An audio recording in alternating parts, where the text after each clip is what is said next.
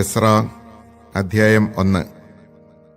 ജെറമിയായിലൂടെ കർത്താവ് അരുളി ചെയ്ത വചനങ്ങൾ നിറവേറേണ്ടതിന് പേർഷ്യ രാജാവായ സൈറസിനെ അവൻ്റെ 1-ാം ഭരണവർഷം കർത്താവ് പ്രചോദിപ്പിക്കുകയും അവൻ ഒരു വിളംബരമെഴുതി രാജ്യം മുഴുവൻ പ്രസിദ്ധപ്പെടുത്തുകയും ചെയ്തു. പേർഷ്യ രാജാവായ സൈറസ് അറിയിക്കുന്നു: സ്വർഗത്തിൻ്റെ ദൈവമായ കർത്താവ് ഭൂമിയിലെ സകല രാജ്യങ്ങളും എനിക്ക് നൽകുകയും യൂദായിലെ ജെറുസലമിൽ അവിടുത്തേക്ക് ആലയം പണിയാൻ എന്നെ ചുമതലപ്പെടുത്തുകയും ചെയ്തിരിക്കുന്നു. അവിടുത്തെ ജനമായി നിങ്ങളുടെ ഇടയിലുള്ളവർ അവിടുന്ന് അവരോടുകൂടെ ഉണ്ടായിരിക്കട്ടെ. യൂദായിലെ ജെറുസലമിൽ ചെന്ന് ഇസ്രായേലിൻ്റെ ദൈവമായ കർത്താവിൻ്റെ ആലയം വീണ്ടും നിർമ്മിക്കട്ടെ. ജെറുസലമിൽ വസിക്കുന്ന ദൈവമാണ് അവിടുന്ന്. അവശേഷിക്കുന്ന ജനം എവിടെ വസിക്കുന്നവരായാലും അവരെ തദ്ദേശവാസികൾ ജെറുസലമിലെ ദേവാലയത്തിനു വേണ്ടി സ്വാഭീഷ്ട കാഴ്ചകൾക്ക് പുറമെ വെള്ളി, സ്വർണം, ഇതര വസ്തുക്കൾ, മൃഗങ്ങൾ എന്നിവ നൽകി സഹായിക്കട്ടെ. അപ്പോൾ യൂദായുടെയും ബെഞ്ചമിൻ്റെയും ഗോത്രത്തലവന്മാരും പുരോഹിതരും ലേവ്യരും ദൈവത്താൽ ഉത്തേജിതരായി ജെറുസലമിലെ കർത്താവിൻ്റെ ആലയത്തിൻ്റെ പുനർനിർമ്മാണത്തിന് പുറപ്പെട്ടു. അവർ വസിച്ചിരുന്ന ദേശത്തെ ആളുകൾ സ്വാഭീഷ്ട കാഴ്ചകൾക്ക് പുറമെ വെള്ളിപ്പാത്രങ്ങൾ, സ്വർണം, ഇതര വസ്തുക്കൾ, മൃഗങ്ങൾ, വിലയേറിയ സാധനങ്ങൾ ഇവ നൽകി അവരെ സഹായിച്ചു. നെബൂഖദ്നേസർ ജെറൂസലമിൽ കർത്താവിൻ്റെ ഭവനത്തിൽ നിന്ന് കൊണ്ടുവന്ന് തൻ്റെ ദേവന്മാരുടെ ക്ഷേത്രത്തിൽ വച്ചിരുന്ന പാത്രങ്ങൾ സൈറസ് രാജാവ് എടുത്തുകൊണ്ടുവന്നു. അവൻ അവ ഭണ്ഡാര വിചാരിപ്പുകാരനായ മിത്രേദാത്തിനെ ഏൽപ്പിച്ചു. അവൻ യൂദായിലെ ഭരണാധിപനായ ഷഷ്ബസാറിന് അവ എണ്ണിക്കൊടുത്തു. അവയുടെ എണ്ണം 1000 സ്വർണ്ണച്ചെരുവങ്ങൾ, 1000 വെള്ളിച്ചെരുവങ്ങൾ, 29 ധൂപകലശങ്ങൾ, 30 സ്വർണ്ണക്കോപ്പകൾ, 2410 വെള്ളിക്കോപ്പകൾ, 1000 മറ്റു പാത്രങ്ങൾ, സ്വർണവും വെള്ളിയും കൊണ്ടുള്ള പാത്രങ്ങൾ ആകെ 5469. പ്രവാസികളെ ബാബിലോണിൽ നിന്ന് ജെറുസലമിലേക്ക് കൊണ്ടുവന്നപ്പോൾ ഷഷ്ബസാർ ഇവയും കൊണ്ടുപോന്നു.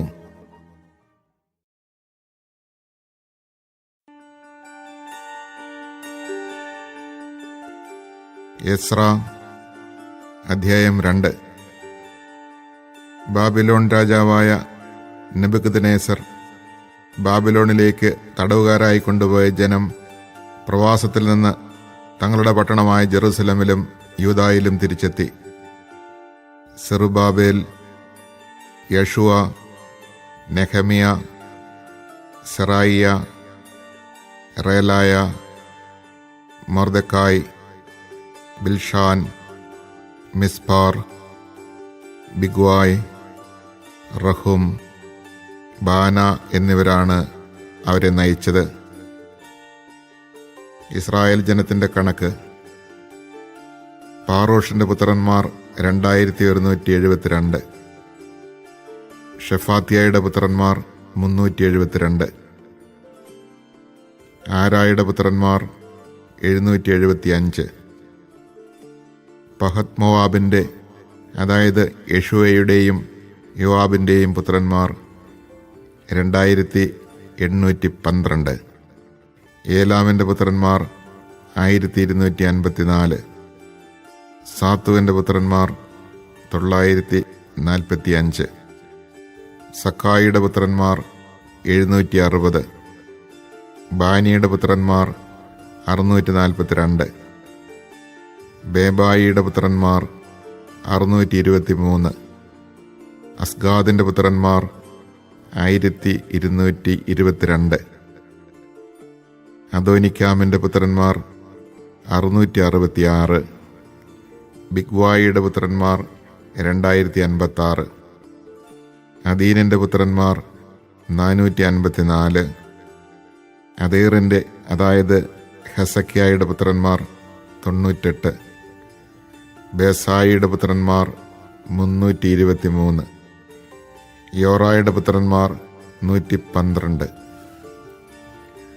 ഹാഷൂമിൻ്റെ പുത്രന്മാർ 223, ഗിബ്ബാറിൻ്റെ പുത്രന്മാർ 95.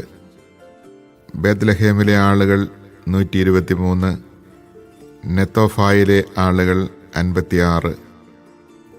അനാത്തോത്തിലെ ആളുകൾ 128. അസ്മാവത്തിലെ ആളുകൾ 42. കിര്യാഥാറിം, കെഫീറ, ബെറോത്ത് എന്നിവിടങ്ങളിലെ ആളുകൾ 743. റാമായിലെയും ഗേബായിലെയും ആളുകൾ 621. മിക്മാസിലെ ആളുകൾ 122. ബഥേലിലെയും ആയിയിലെയും ആളുകൾ 223. നെബോയിലെ ആളുകൾ 52. മക്ബീഷിലെ ആളുകൾ 186. മറ്റേ ഏലാമിലെ ആളുകൾ 1254. ഹാരിമിലെ ആളുകൾ 320. ലോദ്, ഹാദിദ്, ഓനോ എന്നിവിടങ്ങളിലെ ആളുകൾ 725. ജെറീക്കോയിലെ ആളുകൾ 345. സേനായിലെ ആളുകൾ 3630. പുരോഹിതന്മാർ: യെശുവയുടെ കുടുംബത്തിലെ യദായയുടെ പുത്രന്മാർ 973. ഇമ്മറിൻ്റെ പുത്രന്മാർ 1052. പഷ്ഹൂറിൻ്റെ പുത്രന്മാർ 1247. ഹാരിമിൻ്റെ പുത്രന്മാർ 1017. ലേവ്യർ: ഹോദാവിയായുടെ പുത്രന്മാരായ യെശുവയുടെയും കത്നിയേലിൻ്റെയും പുത്രന്മാർ 74. ഗായകർ: ആസാഫിൻ്റെ പുത്രന്മാർ 128. വാതിൽ കാവൽക്കാരുടെ മക്കൾ: ഷല്ലൂം, അതേർ, തൽമോൻ, അക്കൂബ്, ഹരിത, ഷോബായി എന്നിവരുടെ പുത്രന്മാർ 139. ദേവാലയത്തിലെ സേവകന്മാർ: സിഹ, ഹസൂഫ, താബാവോത്ത്, കെറോസ്, സിയാഹ, പാദോൻ, ലബാന, ഹഗാബ, അക്കൂബ്, ഹഗാബ്, ഷംലായ്, ഹാനാൻ, ഗിദ്ദേൽ, ഗാഹർ, റയായ, റസീൻ, നെക്കോദ, ഗാസാം, ഉസ, പസേയ, ബസായ്, അസ്ന, മെയൂനിം, നെഫിസിം, ബക്ബുക്ക്, ഹക്കൂഫ, ഹർഹൂർ, ബസ്ലൂത്ത്, മെഹീദ, ഹർഷ, ബർക്കോസ്, സിസേറ, തേമ, നെസിയ, ഹദീഫ എന്നിവരുടെ പുത്രന്മാർ. സോളമൻ്റെ ഭൃത്യന്മാരുടെ മക്കൾ: സോതായ്, ഹസോഫറേത്ത്, പെറൂദ, യാല, ദാർഖോൻ, ഗിദ്ദേൽ, ഷഫാത്തിയ, ഹത്തീൽ, പൊക്കേർത്ത് ഹസെബായിം, ആമി എന്നിവരുടെ പുത്രന്മാർ. ദേവാലയ ശുശ്രൂഷകരും സോളമൻ്റെ ഭൃത്യന്മാരും കൂടെ ആകെ 392 പേർ. തങ്ങളുടെ പിതൃകുടുംബം ഏതെന്നോ തങ്ങൾ ഇസ്രായേലിൽപ്പെട്ടവരാണെന്നോ തെളിയിക്കാൻ കഴിയാതിരുന്ന തെൽമേല, തെൽഹർഷ, കെറൂബ്, അദ്ദാൻ, ഇമ്മർ എന്നിവിടങ്ങളിൽ നിന്ന് വന്നവർ: ദലായ, തോബിയ, നെക്കോദ എന്നിവരുടെ പുത്രന്മാർ 652. കൂടാതെ പുരോഹിതപുത്രന്മാർ ഹബായ, ഹക്കോസ്, ബെർസില്ലായ് എന്നിവരുടെ പുത്രന്മാർ.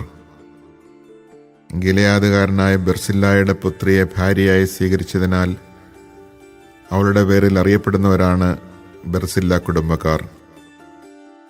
വംശാവലി രേഖയിൽ അംഗത്വം കണ്ടുപിടിക്കാൻ കഴിയാഞ്ഞതിനാൽ ഇവർ അശുദ്ധരായി പൗരോഹിത്യത്തിൽ നിന്ന് പുറന്തള്ളപ്പെട്ടു. ഉറീമും തുമ്മീമും മുഖേന ആരായാൻ ഒരു പുരോഹിതനുണ്ടാകുന്നതുവരെ അതിവിശുദ്ധ ഭോജ്യത്തിൽ പങ്കുചേരുന്നതിൽ നിന്ന് ദേശാധിപതി അവരെ വിലക്കി. സമൂഹത്തിൽ ആകെ 47,360 പേർ ഉണ്ടായിരുന്നു. 7,337 ദാസിദാസന്മാർക്ക് പുറമെയാണ് ഇത്.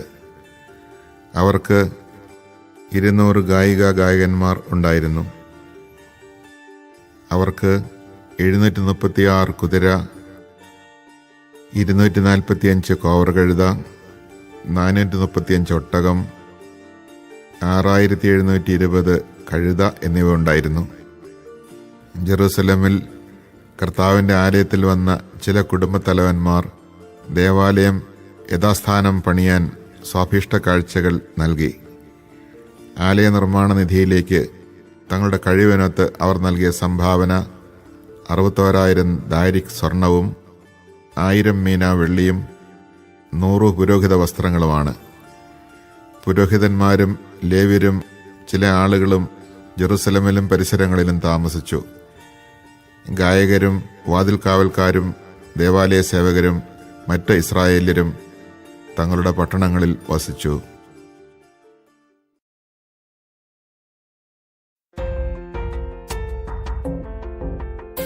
എസ്ര അധ്യായം 3. പട്ടണങ്ങളിൽ വസിച്ചിരുന്ന ഇസ്രായേൽക്കാർ 7-ാം മാസത്തിൽ ഒറ്റക്കെട്ടായി ജെറുസലമിൽ വന്നു. യോസാദാക്കിന്റെ പുത്രനായ യശുവ സഹപുരോഹിതന്മാരോടും ഷയാൽത്തിയേലിന്റെ പുത്രൻ സെറുബാബേൽ തന്റെ സഹോദരന്മാരോടും കൂടെ ദൈവപുരുഷനായ മോശയുടെ നിയമത്തിൽ എഴുതിയിരിക്കുന്നതനുസരിച്ച് ദഹനബലി അർപ്പിക്കുന്നതിന് ഇസ്രായേലിന്റെ ദൈവത്തിന്റെ ബലിപീഠം പണിതു. ദേശവാസികളെ ഭയന്ന് അവർ ബലിപീഠം പൂർവ്വസ്ഥാനത്ത് സ്ഥാപിച്ചു.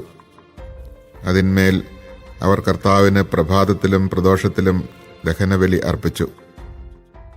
അവർ കൂടാരത്തിരുന്നാൾ യഥാവിധി ആചരിച്ചു. അനുദിന ദഹനബലി ഓരോ ദിവസത്തേക്കുമുള്ള ചട്ടമനുസരിച്ച് അർപ്പിച്ചു. നിരന്തര ദഹനബലിയും അമാവാസിയിലെയും കർത്താവിൻ്റെ നിശ്ചിത തിരുനാളുകളിലെയും ദഹനബലികളും ഓരോരുത്തരുടെയും സ്വാഭീഷ്ട കാഴ്ചകളും അവർ കർത്താവിന് അർപ്പിച്ചു. 7-ാം മാസം 1-ാം ദിവസം മുതൽ അവർ കർത്താവിന് ദഹനബലി അർപ്പിക്കാൻ തുടങ്ങി. എന്നാൽ കർത്താവിൻ്റെ ആലയത്തിന് അടിസ്ഥാനം ഇട്ടിരുന്നില്ല. പേർഷ്യ രാജാവായ സൈറസിന്റെ അനുവാദത്തോടെ അവർ കൽപ്പണിക്കാർക്കും മരപ്പണിക്കാർക്കും പണവും ലബനോനിൽ നിന്ന് ജോപ്പായിലേക്ക് കടൽ മാർഗം ദേവദാരു കൊണ്ടുവരുവാൻ സിദോന്യർക്കും ടൈർ നിവാസികൾക്കും ഭക്ഷണപാനീയങ്ങളും എണ്ണയും നൽകി. അവർ ജെറൂസലമിൽ ദേവാലയത്തിലേക്ക് വന്നതിൻ്റെ 2-ാം വർഷം 2-ാം മാസം ഷയാൽത്തിയേലിന്റെ മകൻ സെറുബാബേലും യോസാദാക്കിന്റെ മകൻ യശുവയും കൂടെ തങ്ങളുടെ മറ്റ് സഹോദരന്മാർ, പുരോഹിതന്മാർ, ലേവ്യർ, പ്രവാസത്തിൽ നിന്ന് ജെറുസലമിൽ വന്നവർ എന്നിവരോടൊപ്പം പണി ആരംഭിച്ചു. കർത്താവിൻ്റെ ആലയം നിർമ്മിക്കുന്നതിന് മേൽനോട്ടം വഹിക്കാൻ 20 അതിനുമേലും പ്രായമുള്ള ലേവ്യരെ നിയോഗിച്ചു. യശുവയും പുത്രന്മാരും ചാർച്ചക്കാരും യൂദായുടെ മക്കളായ കദ്മിയേലും പുത്രന്മാരും ഹെനാദാദിന്റെ പുത്രന്മാരും ലേവ്യരും അവരുടെ പുത്രന്മാരും ചാർച്ചക്കാരും ചേർന്ന് മേൽനോട്ടം വഹിച്ചു. കർത്താവിൻ്റെ ഭവനത്തിൻ്റെ ശിലാസ്ഥാപനം ശില്പികൾ നിർവഹിച്ചപ്പോൾ ഇസ്രായേൽ രാജാവായ ദാവീദ് നിർദ്ദേശിച്ചനുസരിച്ച് വിശുദ്ധ വസ്ത്രങ്ങൾ അണിഞ്ഞ പുരോഹിതന്മാർ കാഹളങ്ങളും ലേവ്യരായ ആസാഫിന്റെ പുത്രന്മാർ കൈത്താളങ്ങളുമായി കർത്താവിനെ സ്തുതിക്കാൻ മുന്നോട്ട് വന്നു. അവർ കർത്താവിനെ പുകഴ്ത്തുകയും അവിടത്തേക്ക് നന്ദി പറയുകയും ചെയ്തുകൊണ്ട് സ്തുതിഗീതങ്ങൾ വചനപ്രതിവചനങ്ങളായി പാടി. കർത്താവ് നല്ലവനല്ലോ, ഇസ്രായേലിന്റെ നേരെയുള്ള അവിടുത്തെ സ്നേഹം എന്നേക്കും നിലനിൽക്കുന്നു. കർത്താവിൻ്റെ ആലയത്തിൻ്റെ അടിസ്ഥാനമിട്ടതിനാൽ അവർ ആർപ്പുവിളികളോടെ കർത്താവിനെ സ്തുതിച്ചു. അനേകർ ആഹ്ലാദത്താൽ ആർത്തു വിളിച്ചെങ്കിലും ആദ്യത്തെ ആലയം കണ്ടിട്ടുള്ള പുരോഹിതന്മാരും ലേവ്യരും കുടുംബത്തലവന്മാരുമായ വൃദ്ധന്മാർ ആലയത്തിന് അടിസ്ഥാനമിടുന്നത് കണ്ട് ഉറക്കെ കരഞ്ഞു. സന്തോഷധ്വനികളും വിലാപസ്വരവും തമ്മിൽ വേർതിരിച്ചറിയാൻ കഴിഞ്ഞില്ല. ജനം ഉച്ചത്തിൽ അട്ടഹസിച്ചതിനാൽ ശബ്ദം വിദൂരത്തിൽ കേൾക്കാമായിരുന്നു.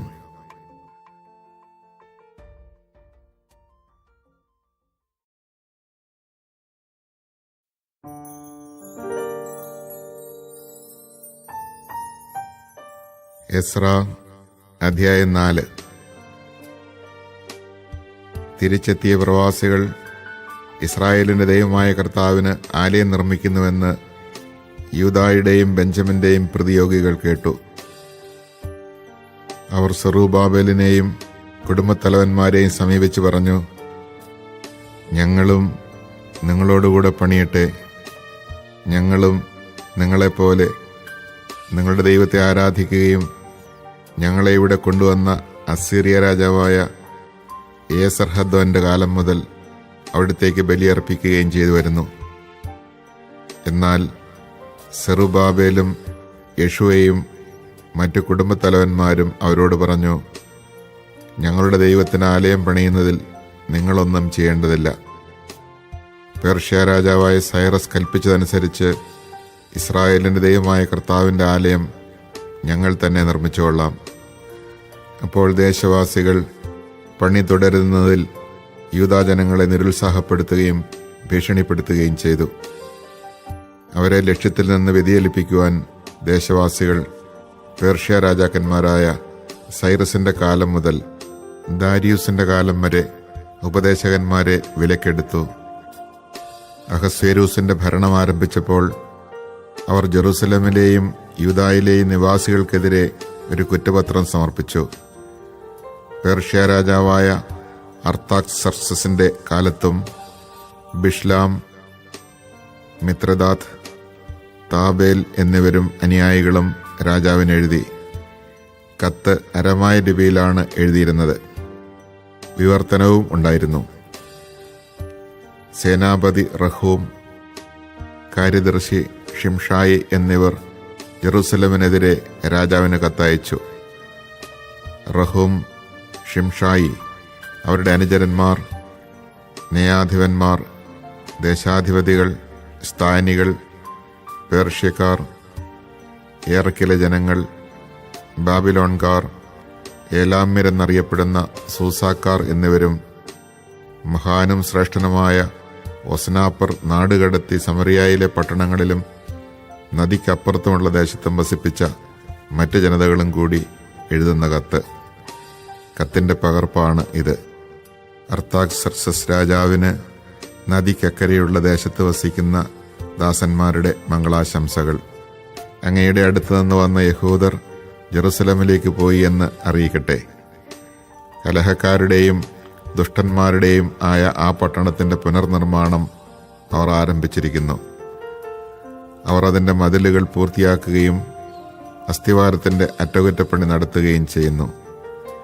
മതിലുകൾ പൂർത്തിയാക്കുകയും നഗരം പുനഃസ്ഥാപിക്കുകയും ചെയ്താൽ അവർക്ക് അപ്പമോ കരമോ ചുങ്കമോ തരികയില്ല. അങ്ങനെ രാജഭണ്ഡാരം ക്ഷയിക്കുമെന്ന് അറിഞ്ഞാലും രാജാവിനെ അനാദരിക്കുന്നത് കണ്ടുകൊണ്ടിരിക്കാൻ അങ്ങയുടെ ആശ്രിതന്മാരായ ഞങ്ങൾക്ക് കഴിയുകയില്ല. അതിനാൽ ഞങ്ങൾ അങ്ങയെ വിവരം അറിയിക്കുന്നു. അങ്ങയുടെ പിതാക്കന്മാരുടെ ചരിത്രരേഖകൾ പരിശോധിച്ചാൽ ഈ നഗരം കലഹകാരിയും രാജാക്കന്മാർക്കും ദേശങ്ങൾക്കും ഉപദ്രവകാരിയുമാണെന്നും പണ്ടുമുതലേ അവിടെ കലഹം പൊട്ടിപ്പുറപ്പെട്ടിരുന്നെന്നും അറിയാൻ കഴിയും. അതിനാലാണ് ഈ പട്ടണം നശിച്ചത്. പട്ടണം പുനഃസ്ഥാപിക്കുകയും മതിലുകൾ പൂർത്തിയാക്കുകയും ചെയ്താൽ നദിക്കിക്കരെയുള്ള ദേശത്ത് അങ്ങേക്ക് ഒരവകാശവും ഉണ്ടായിരിക്കില്ലെന്ന് അറിഞ്ഞാലും. രാജാവ് മറുപടി അയച്ചു. സൈന്യാധിപനായ റഹൂമിനും കാര്യദർശിയായ ഷിംഷായിക്കും സമറിയായിലും നദിക്കക്കരെയുള്ള മറ്റ് ദേശത്തും ജീവിക്കുന്ന അവരുടെ അനുയായികൾക്കും ശുഭാശംസകൾ. നിങ്ങളയച്ച കത്ത് ഞാൻ വ്യക്തമായി വായിച്ചു കേട്ടു. ഞാനൊരു കൽപ്പന പുറപ്പെടുവിച്ച് അന്വേഷണം നടത്തി. പണ്ട് മുതലേ ഈ നഗരം രാജാക്കന്മാരെ എതിർക്കുകയും കലഹവും കലാപവും അവിടെ നടമാടുകയും ചെയ്തിരുന്നുവെന്ന് വ്യക്തമായി. നദിക്കക്കരെയുള്ള ഭൂവിഭാഗം മുഴുവൻ ഭരിച്ചിരുന്ന ശക്തരായ രാജാക്കന്മാർ ജെറുസലേമിലുണ്ടായിരുന്നു. അവർ കപ്പവും കരവും ചുങ്കവും ഈടാക്കിയിരുന്നു. ഞാൻ കൽപ്പന പുറപ്പെടുവിക്കുന്നതുവരെ നഗരനിർമ്മാണം നിർത്തിവെക്കാൻ അവരോട് ആജ്ഞാപിക്കുവിൻ. ഇക്കാര്യത്തിൽ അയവ് വരുത്തരുത്. വരുത്തിയാൽ അതും രാജാവിന് ഉപദ്രവകരമായി തീരും. അർത്താക്സർക്സസ് രാജാവിൻ്റെ കത്തിൻ്റെ പകർപ്പ് വായിച്ചു കേട്ട റഹുമും കാര്യദർശിയായ ഷിംഷായിയും അനുയായികളും ജെറുസലമിലെ യഹൂദരുടെ അടുത്തേക്ക് തിടുക്കത്തിൽ ചെന്ന് അധികാരവും ബലവും ഉപയോഗിച്ച് പണി നിർത്തിവയ്പ്പിച്ചു. അങ്ങനെ ജെറുസലേമിലെ ദേവാലയത്തിൻ്റെ പണി നിലച്ചു. പേർഷ്യ രാജാവായ ദാരിയൂസിൻ്റെ 2ാം ഭരണവർഷം വരെ അത് മുടങ്ങിക്കിടന്നു.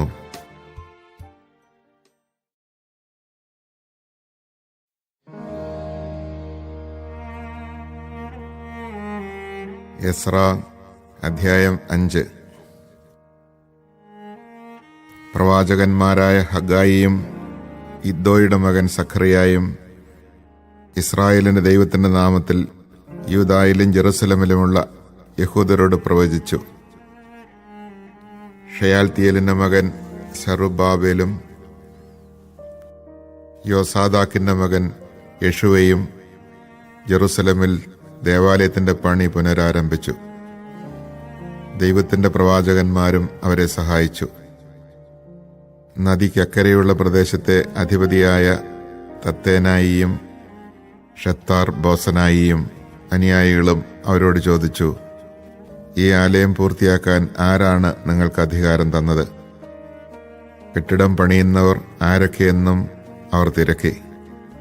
എന്നാൽ തങ്ങളുടെ ദൈവത്തിന്റെ ദൃഷ്ടി യൂദാശ്രേഷ്ഠന്മാരുടെ മേൽ ഉണ്ടായിരുന്നതിനാൽ ദാരിയൂസിനെ വിവരമറിയിച്ച് മറുപടി ലഭിക്കുന്നതുവരെ അവർ തടയപ്പെട്ടില്ല.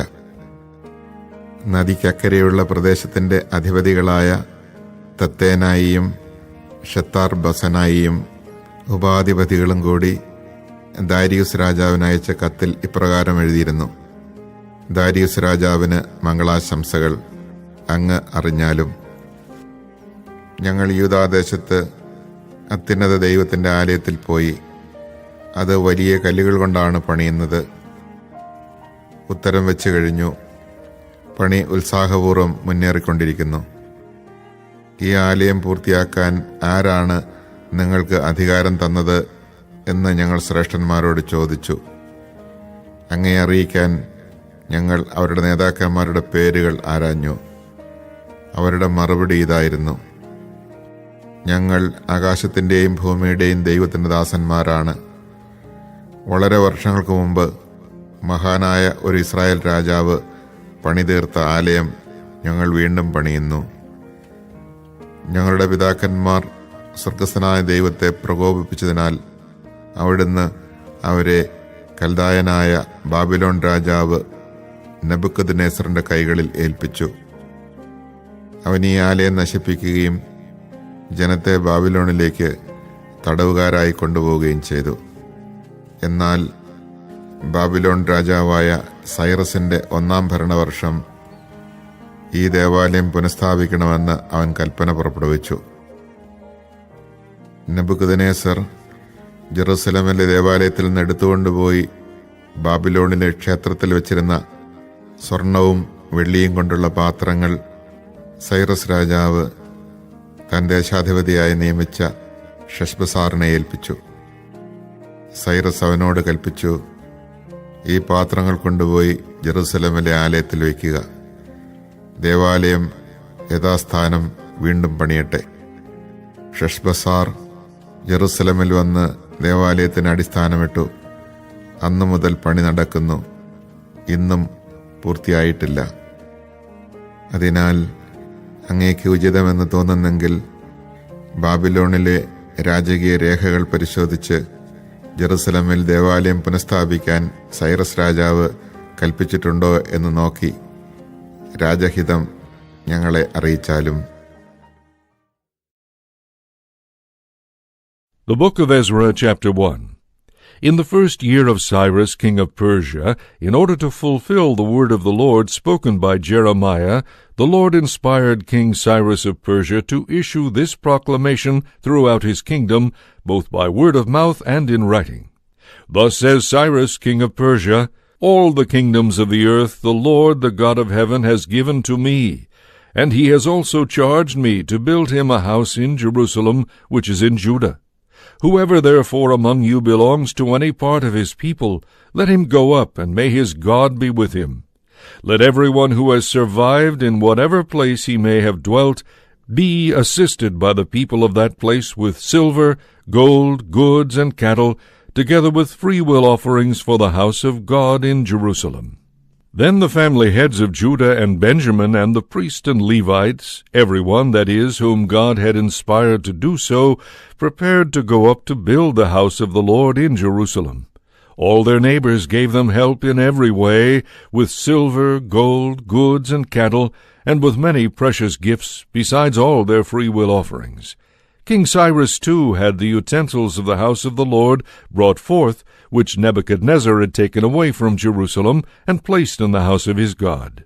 Cyrus, king of Persia, had them brought forth by the treasurer Mithredath, and counted out to Sheshbazzar, the prince of Judah.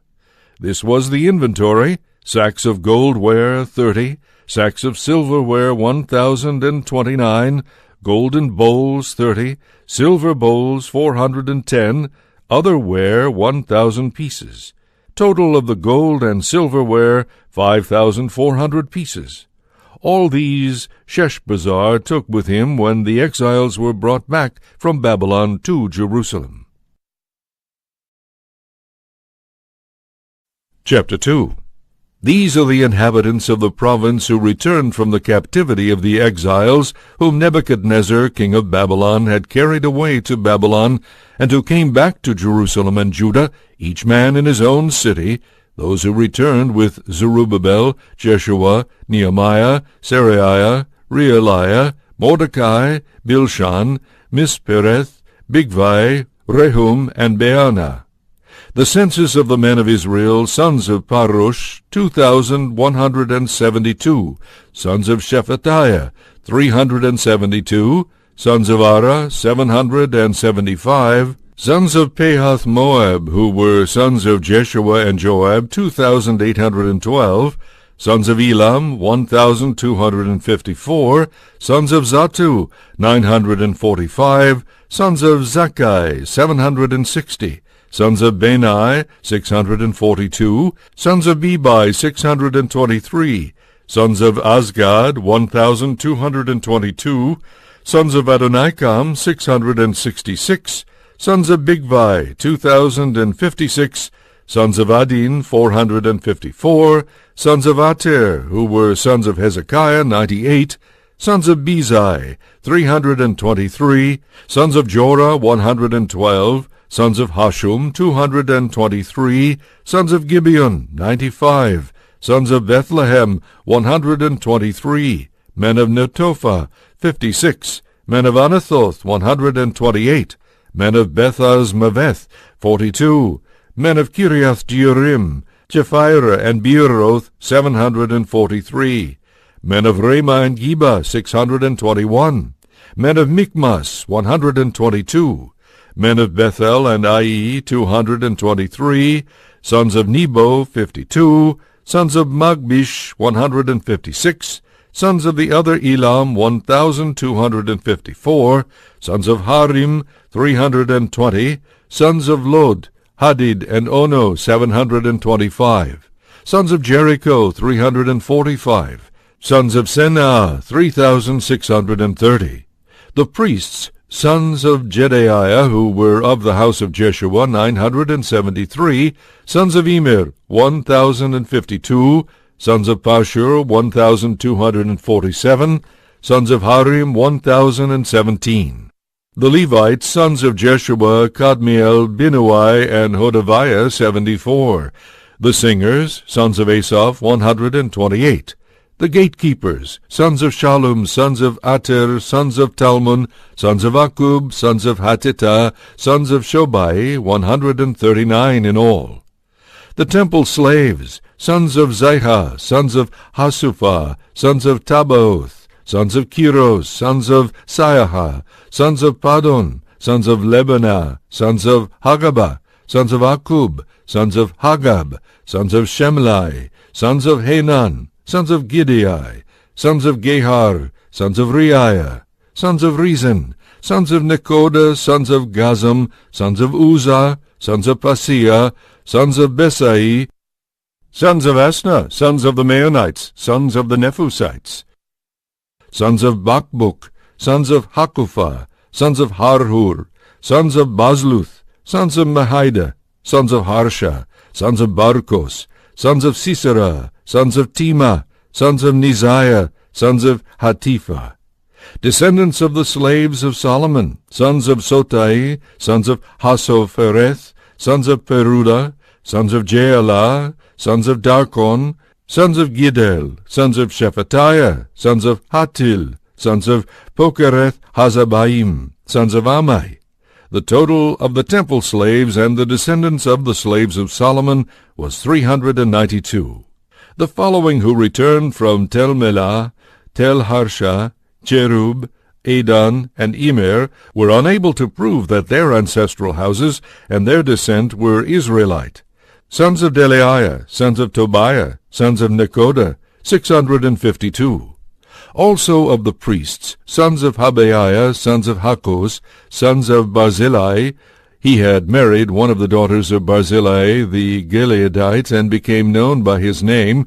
These men searched their family records, but their names could not be found written there. Hence they were degraded from the priesthood, and His Excellency ordered them not to partake of the most holy foods until there should be a priest bearing the Urim and Thummim. The entire assembly taken together came to 42,360, not counting their male and female slaves, who were 7,337. They also had 200 male and female singers. Their horses were 736, their mules 245, their camels 435, their asses 6,720. When they arrived at the house of the Lord in Jerusalem, some of the family heads made free-will offerings for the house of God to rebuild it in its place. According to their means, they contributed to the treasury for the temple service 61,000 drachmas of gold, 5,000 minas of silver, and 100 garments for the priests.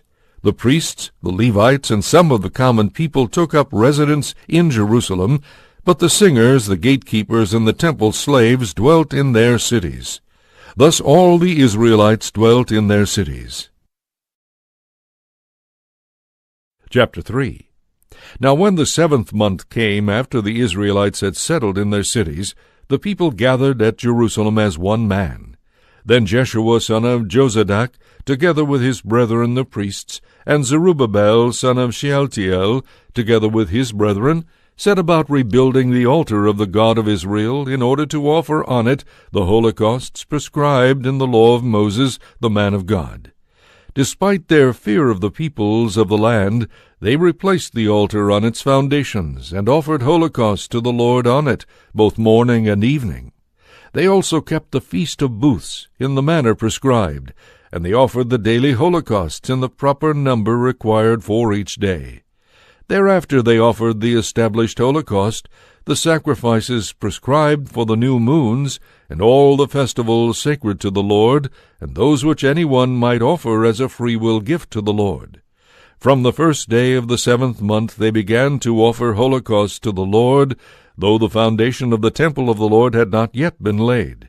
Then they hired stone-cutters and carpenters, and sent food and drink and oil to the Sidonians and Tyrians, that they might ship cedar trees from the Lebanon to the port of Joppa, as Cyrus king of Persia had authorized.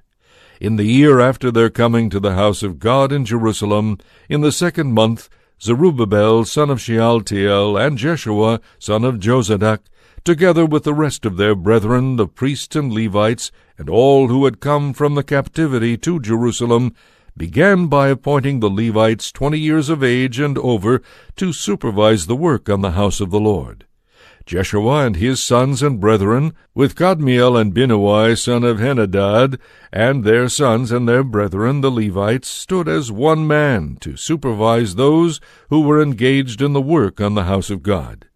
When the builders had laid the foundation of the Lord's temple, the vested priests with the trumpets and the Levites, sons of Asaph, were stationed there with the cymbals to praise the Lord in the manner laid down by David king of Israel. They alternated in songs of praise and thanksgiving to the Lord, for he is good, for his kindness to Israel endures forever. And all the people raised a great shout of joy, praising the Lord, because the foundation of the Lord's house had been laid. Many of the priests, Levites, and family heads, the old men who had seen the former house, cried out in sorrow as they watched the foundation of the present house being laid. Many others, however, lifted up their voices in shouts of joy, and no one could distinguish the sound of the joyful shouting from the sound of those who were weeping, for the people raised a mighty clamor, which was heard afar off. Chapter 4. When the enemies of Judah and Benjamin heard that the exiles were building a temple for the Lord, the God of Israel, they approached Zerubbabel and the family heads and said to them, "Let us build with you, for we seek your God just as you do, and we have sacrificed to him since the days of Esarhaddon, king of Assyria, who had us brought here." But Zerubbabel, Jeshua, and the rest of the family heads of Israel answered them, "It is not your responsibility to build with us a house for our God, but we alone must build it for the Lord, the God of Israel, as King Cyrus of Persia has commanded us." Thereupon the people of the land set out to intimidate and dishearten the people of Judah so as to keep them from building. They also suborned counselors to work against them and thwart their plans during the remaining years of Cyrus king of Persia and until the reign of Darius king of Persia. Also, at the beginning of the reign of Ahasuerus, they prepared a written accusation against the inhabitants of Judah and Jerusalem. Again, in the time of Artaxerxes, Mithredath wrote in concert with Tabeal and the rest of his fellow officials to Artaxerxes, king of Persia. The document was written in Aramaic and was accompanied by a translation, Aramaic. Then Rehum, the governor, and Shimshai, the scribe, wrote the following letter against Jerusalem to King Artaxerxes. Rehum, the governor, Shimshai the scribe, and their fellow judges, officials, and agents from among the Persian, Urukian, Babylonian, Susian, that is, Elamite, and the other peoples whom the great and illustrious Assurbanipal transported and settled in the city of Samaria and elsewhere in the province west of Euphrates, as follows. This is a copy of the letter that they sent to him. To King Artaxerxes, your servants, the men of west of Euphrates, as follows.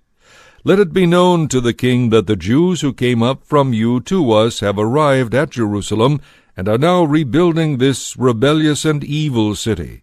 They are raising up its walls, and the foundations have already been laid.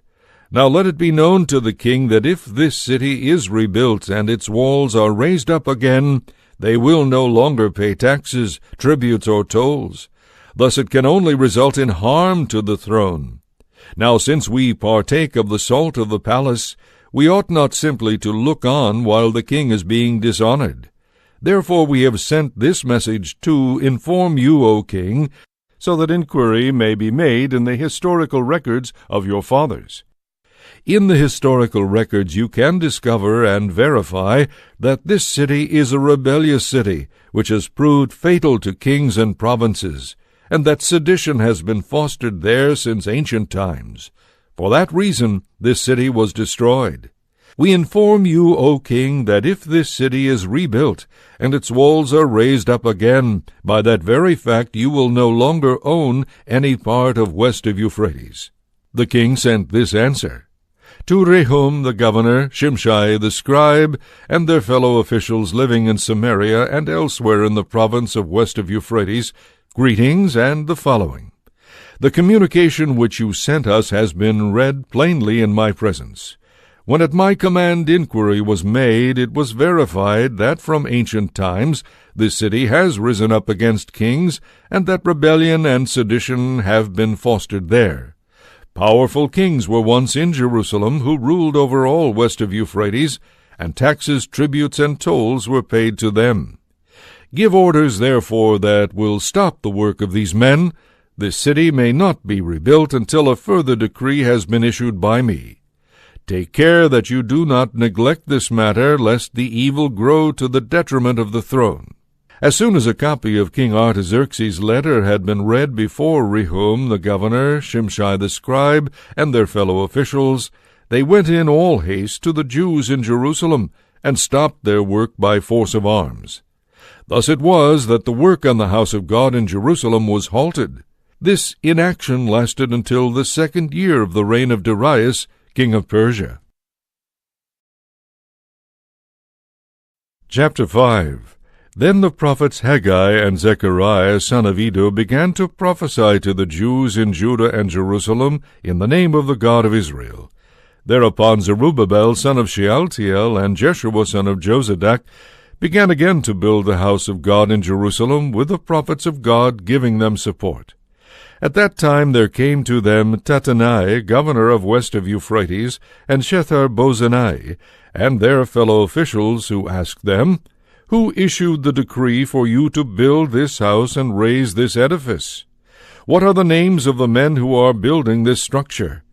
But their God watched over the elders of the Jews so that they were not hindered until a report could go to Darius, and then a written order be sent back concerning this matter.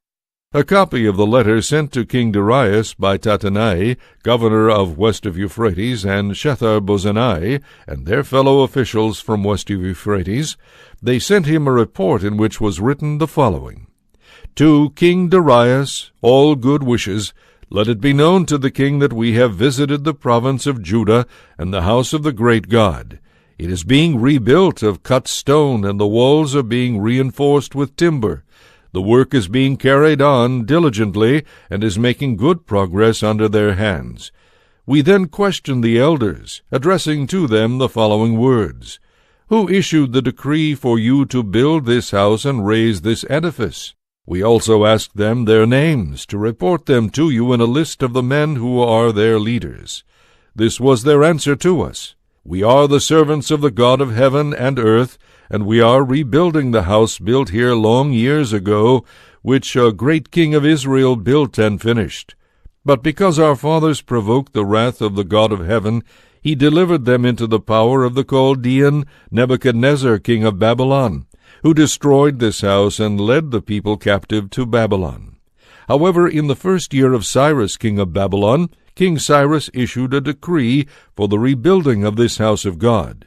Moreover, the gold and silver utensils of the house of God, which Nebuchadnezzar had taken from the temple in Jerusalem and carried off to the temple in Babylon, King Cyrus ordered to be removed from the temple in Babylon and consigned to a certain Sheshbazzar, whom he named governor.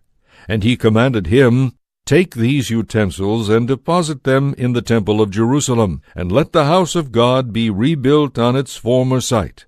Then this same Sheshbazzar came and laid the foundations of the house of God in Jerusalem.